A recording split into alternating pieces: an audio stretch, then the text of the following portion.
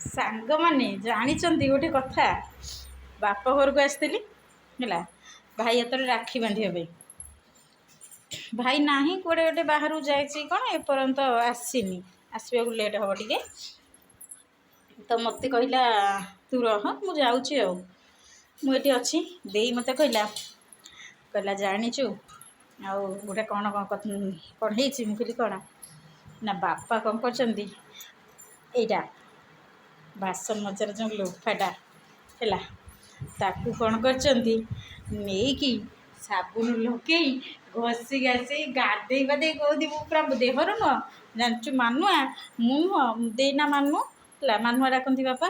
ଜାଣିଛୁ ମାନୁଆ, ମୁଁ ନା ପୁରା ଘଷି ଘାସିକିରି ସବୁ ମସିଆ ଛଡ଼େଇ ଦେଇଛି ଦେହରୁ।